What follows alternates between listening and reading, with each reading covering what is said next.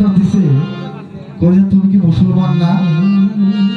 তুমি যে নারায়ণ নারায়ণ করলা, আসলে তোরা তো বিষয়টা কি? আমাদের অনেক কিছু এখনো মানুষ জানার ভুল আছে আমাদের মধ্যে। কারণ হলো দেখেন আপনি, এখন যে আমরা আল্লাহ বলতেছি, আল্লাহ, এই আল্লাহ শব্দটা আরবি শব্দ, বাংলাটা কি? আর বাংলা আল্লাহর বাংলা কি ভাই? আরবিটা কিন্তু সবাই জানি আমরা, আল্লাহ। আল্লাহ তো একটা বাংলা শব্দ থাকা লাগবে, জানে কেউ? আপনারা কি এটা জানেন যে আল্লাহ শব্দ কতদিন আগে আসছে? কইলেই তো ভেজাল, কইলেই ভেজাল। একটা সময় আরবি কি ছিল? আরবি ভাষা ছিল। আপনি কত দূর যেতে হবে না আপনাদেরকে? ইসলামের সময় যান, ইসলামের সময় যে ভাষাটা ছিল সেই ভাষার নাম হল হিব্রু ভাষা। হিব্রু, হিব্রু ভাষায় আল্লাহকে কি বলতো তখন?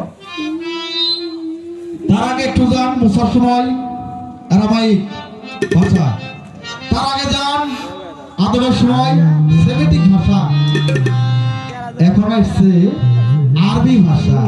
এর আগে কি করতো? আর একটা কথায় যায় চলে, সেটা হলো আল্লাহর জাত নাম কি? আল্লাহ জাত নাম কইতেছে তো মানুষ, কিন্তু এর আগে তো ছিল না আল্লাহ নামটা। এটা আরবিতে আল্লাহ বলতেছে। এর আগে তো বললাম একটা ভাষা, হিব্রু ভাষা ছিল, সেমিটিক ভাষা ছিল, আরামাইক ভাষা ছিল। আল্লাহ শব্দের অর্থ কি? এই যে নারায়ণ বা ভগবত গীতা যাই বলি, এগুলো অনেক আগের। ভগবত গীতা এগুলো অনেক পুরান, আমাদের পুরান আসার অনেক আগের এগুলা, যেখানে আল্লাহর কিছু নিদর্শন, ভগবানের কিছু নিদর্শন, ভগবান কোন, গড কোন, আল্লাহ কোন, মূলত তো উদ্দেশ্য একটাই। যেমন বললাম আমি এক সময় আরামিক ভাষা দিয়ে আল্লাহকে ডাকা হতো। সেই ভাষাটা কি ছিল? ইলোহ, ইলোহ। আর ওই ইলোহ শব্দ হতে আজকে ইলাহ, ইলাহ থেকে আজকে আল্লাহ শব্দ আসছে। এইভাবে যে বিষয়টা আসছে, মূল শব্দ হলো আল্লাহকে। আজকে যে আল্লাহকে আমরা উপাসনা করতেছি, যে আল্লাহকে দেখতেছি, ওই হিব্রু ভাষা কোন, সেমিটিক ভাষা কোন, আরামাইক ভাষা কোন, যে ভাষায় ডাকা হয়তো উদ্দেশ্য একটাই ছিল, ওই একক সত্তাকে ডাকা। এখানেও ওই নারায়ণ কই আর গোবিন্দ কই, সত্তা ওই এক, ওই এককে বোঝানোর জন্যই একথা বলা হয়েছে। আরেকটা বিষয় এই জায়গায় আছে, সেটা হলো মুসলমান। আমরা বলছি মুসলমান না তুমি? ডাক্তারের ঘরে সন্তান জন্ম দিলে ওই সন্তানটাকে ডাক্তার করবো না ডাক্তারের মাস্টার লাগবো? একজন মুসলিম ঘরে সন্তান জন্ম নিলে ওইটাকে মুসিদ করবো না মুসির কাছে শিখা লাগবো? আগে একজন শিক্ষকের ঘরে জন্ম নিলে সন্তান, তারা কি মাস্টার করবো?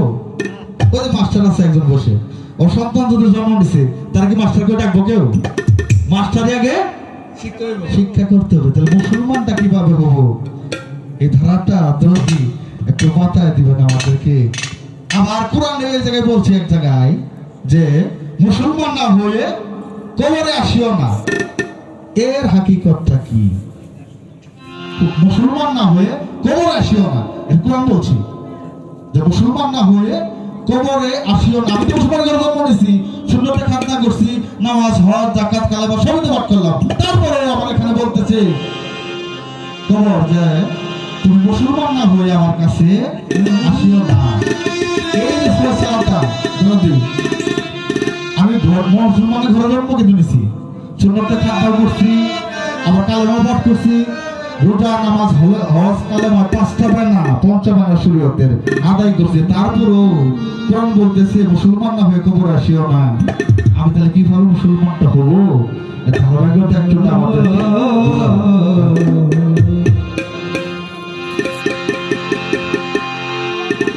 আমার অসাধনে দিন যে বলে যায় আমার গরু, অসাধনে দিন যে বয়ে যায়, ও দয়াল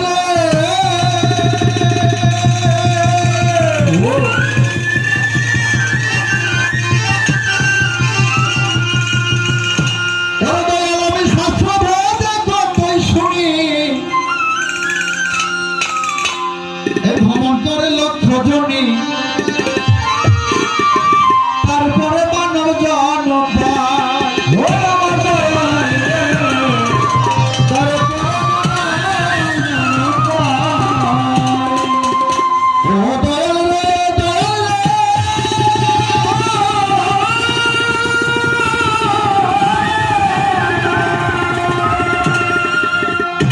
ও দয়াল আমি শাস্ত্র বেদে কতই শুনি। দয়াল গো, আমি ভ্রমণ করে লক্ষ জনী। আসলে এই মানব জন্মটা কিন্তু এত সহজে হয় নাই। দুইটা হাত দুইটা পাও নিয়ে খাড়ায় আছেন, মাথা অস্তপদ নিয়ে, তাই ভাবতেছে এত সহজ জন্ম হয়েছে। অনেক বিষয় আছে পিছনে, লক্ষ কোটি জনি ভ্রমণ করে মানব জন্ম এসেছেন আপনি।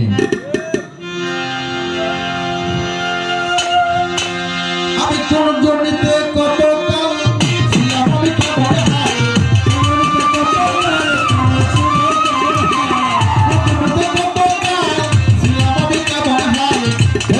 কেমন ছিল গায় আমার গরু। সাধনের দিন জয় গায়, সাধনের দিন জয় গায়।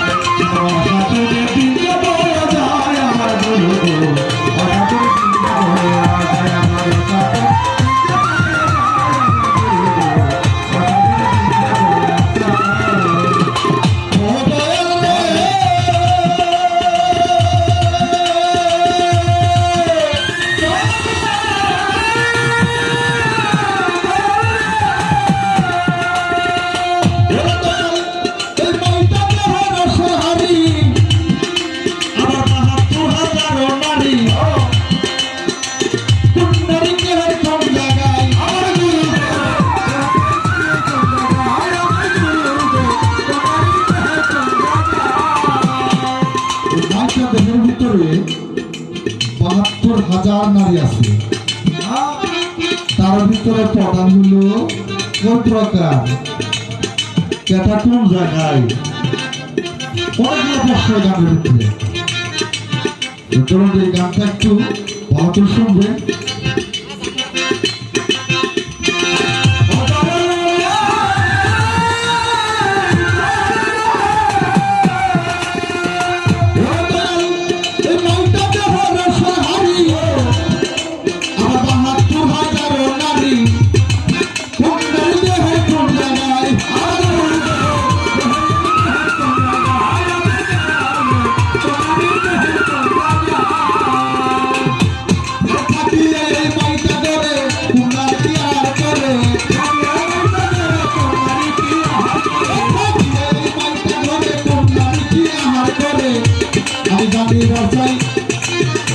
আরে বাচ্চা করে জানি বলা ছায় আমার গুরু দিন ধরে যায় আমার সাথে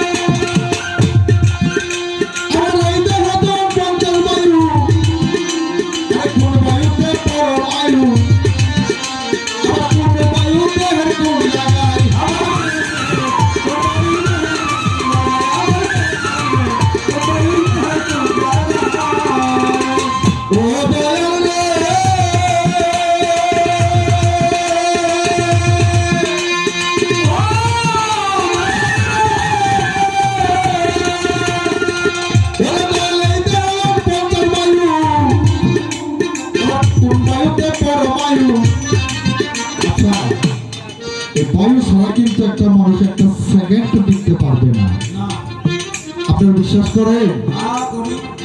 আপনি যে সকালে উঠে টয়লেটে যান, টয়লেটে বাথরুমে যাও না? বাথরুমে যদি যাও, বায়ু যদি কাজ না করে বাথরুম হবে না। এটাও একটা বায়ুর কাজ, ওখানে একটা বায়ুর কাজ আছে। বায়ু যদি তোমাকে মলটা নিম্নের দিকে ধাক্কা না দেয়, তো বায়ু তোমার আর বাথরুম করা সম্ভব হবে না। একটা বায়ুতে তুমি বেঁচে আছো, আমি বেঁচে আছি, আর একটা বায়ুতে বাথরুমে গেলেও বাথরুম হইতেছে, এটাও তোমার বায়ুর কাজ। এই জন্য একজন সাধক বলছে, এই যেমন 50 বায়ু, কোন বায়ুতে পরম বায়ু। আমার আয়ুটা যদি কম বেশ হয়ে যায়, এমন লোক আছে না যারা দেখলে লোকটা আর কিছুদিন বাঁচত, কিন্তু একটা বিষয়ের জন্য এই জন্য অ্যাক্সিডেন্ট হয়ে মারা গেছে না, তার পরমায়ু কাটা গেছে, যার কারণে আয়ু থাকতে তারে যাইতে হয়েছে।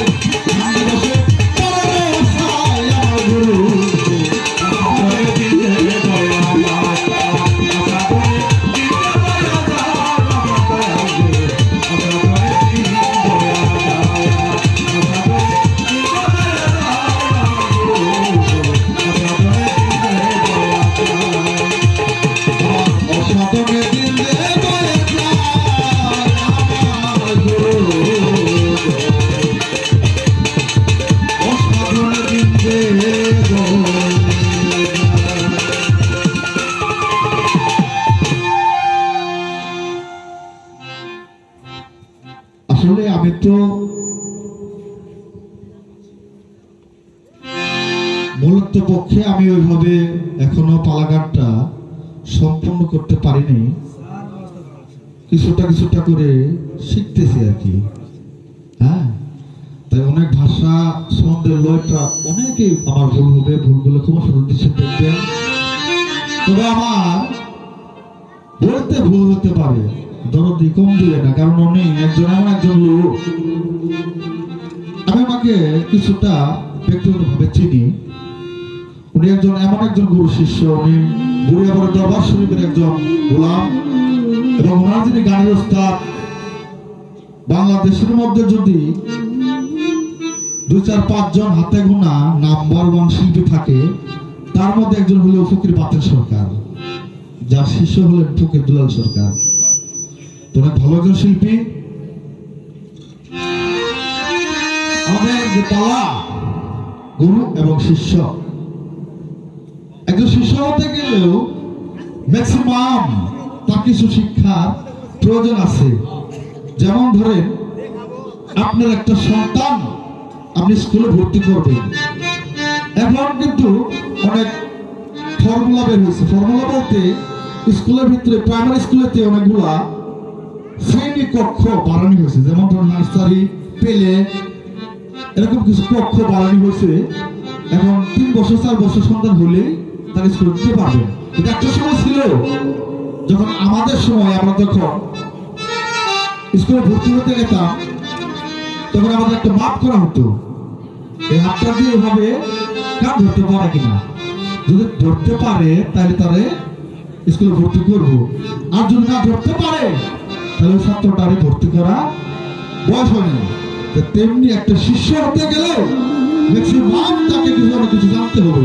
যেমন একটা শিষ্য হইল, তার যে খাতা পুরো সাদা, একদম সাদা কাগজ, কিন্তু আমি এমন একটা লোক যে আমার খাতা, জীবন খাতা বেশিরভাগ পাতাই বুক হয়ে গেছে, লেখা হয়ে গেছে, যেখানে গুরুরা লেখা সব আপনার, যার কারণে গুরু ধরলেও আর কাজ হয় না। তোমার খাতা যদি তুমি সম্পূর্ণ সাদা করতে পারো, সাদা, তৈরি শিষ্য হওয়ার যোগ্যতা অর্জন করেছো তুমি। এই সাদা করতে গেলে নিজের অনেক কিছু আমিত্ব, অহংকার, লোভ, লালসা, এগুলো তোমার ত্যাগ করতে হবে। তারপর সে তুমি ওই শিষ্য কাতারে পৌঁছবে। শিষ্য হতে গেলে অন্তত পক্ষে তোমার যে দেহ জীবন খাতাটা আছে, এই খাতাটাকে পূর্ণভাবে আগে ক্লিয়ার করতে হবে, তারপর তুমি শিষ্য হতে পারবে। আর আমি যে এমন একটা লোক, আমি শিষ্য হওয়ারও যোগ্য না। আমি শিষ্য হতে গেলে যে যোগ্যতা অর্জন করতে হয় তার একটাও আমার নাই। তাই আমি আমার দরদির পাশে দাঁড়িয়ে তাকে বিশ্রাম দেওয়ার জন্য দাঁড়িয়েছি। মাঝে মাঝে 2-1টা গান থেকেই প্রশ্ন করবো, আশা করি অনেক সুন্দর করে জবাব দিবেন। এবং তার গানের ভিত্তিতে আমার আরেকটা গান,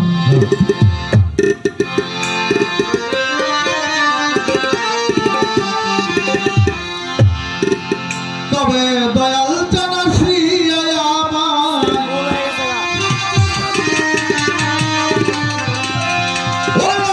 জানাসি আমায় পানি করে এমন সৌভাগ্য আমার তবে আর হবে। আমার দয়াল জানাসি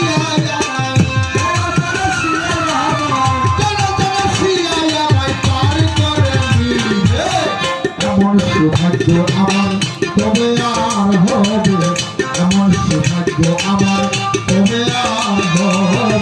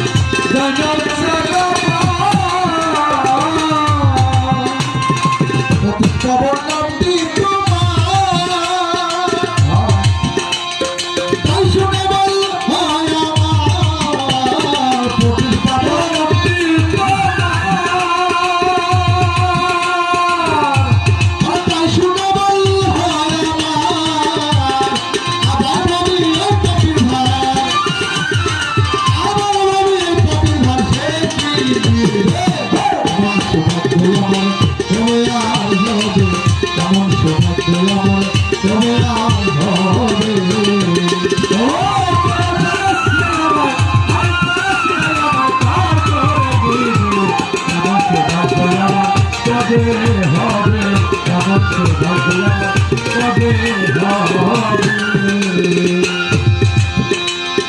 গুরু পদে ভক্তি কবে হবে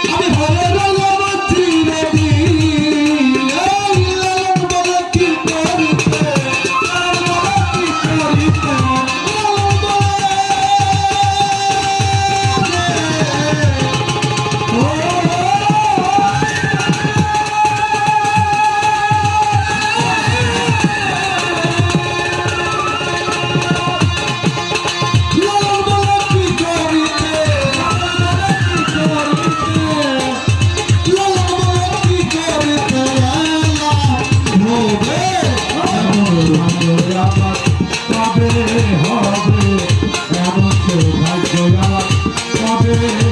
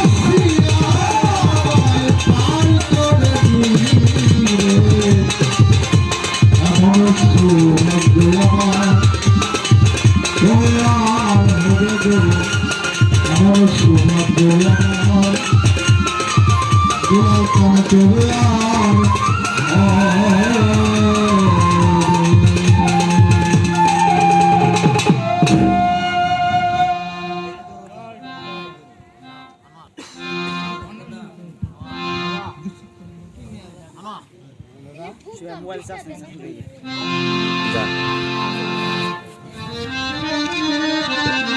আমার এই ক্ষুদ্র গান শুনে বেঙ্গলি রক সৃষ্টির একজন গোলাম আমার বড় ভাই রশিদ ভাই উনি আমাকে 100 টাকা দিয়ে পুরস্কৃত করেছেন। আমার পক্ষ থেকে তাকে সালাম ও শ্রদ্ধা জানাই এবং যারা দেন নাই তার থেকে শ্রদ্ধা জানাই।